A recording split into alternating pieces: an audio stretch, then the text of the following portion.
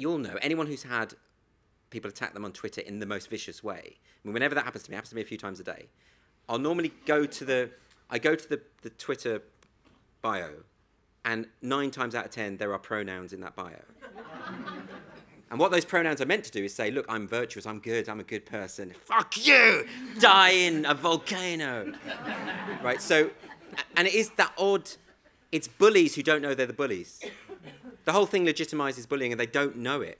They think they're doing because they've convinced themselves that you're Nazis. They've convinced themselves that you're evil, and therefore it's okay to be dehumanizing and vicious. All the things that they claim to hate, they end up embodying. And that's why it's hard. That's why I think it's really hard to penetrate, because it's a cult mentality. And you can't. And when someone refuses to sit down and discuss and reason, they're just going to become more and more embedded in that worldview. That's why I thought satire would be a good approach, but it just seems to make them angrier. And how? Before I want to now move on to Tanya, but before that, how do you have you dealt with the fact that you've become a bit of a well, not a bit, but you've become a kind of notorious figure in terms of, I get it with most of my friends are either apolitical or lefties. Certainly none of them are pro-Brexit. Yeah. Have you have your social circles or the world in which you previously worked in, has that changed? Have you found yourself, as I said at the start, in kind of metaphorically in bed with people that you never thought you might be? Yeah, hugely. It's the weirdest thing. I've lost a lot of friends. Most of the arguments I now have on Twitter and things are people who are telling me things I don't believe as if I believe them. You think this and you think this, and I'm like, I don't think any of those things. And it's this, you get used to being completely mischaracterized. You get used to it. They're fighting with a version of me they've created. It's a character. There's like me, and then there's this Andrew Doyle character who they've created and they go after. And it is quite exhausting, and it is quite upsetting, because if you say, but I don't think I don't believe what you're saying, I believe. Yeah. And they're like, yeah, but you would say that, wouldn't you? It's that thing about.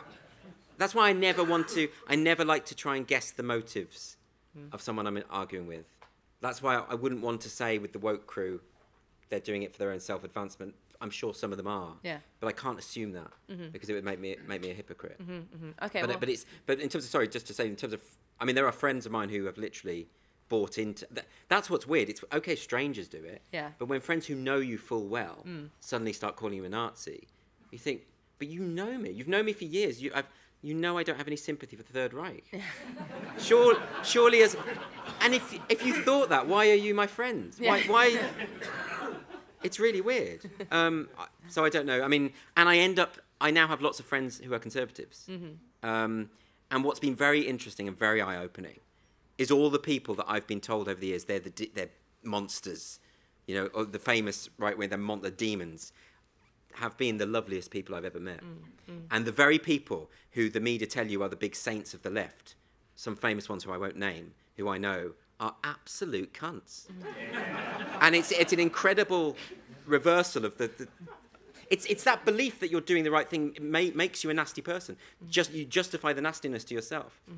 But what I'd say is never believe the characterization of these people in the media, ever.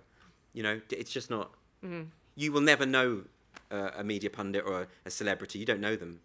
So don't believe the characterization, because it's turned out... It's really shocked me, actually. I talk to someone who's like supposed to be this rabid right wing. I'm like, God, you're really nice and really sensible, and you're not what they say you are.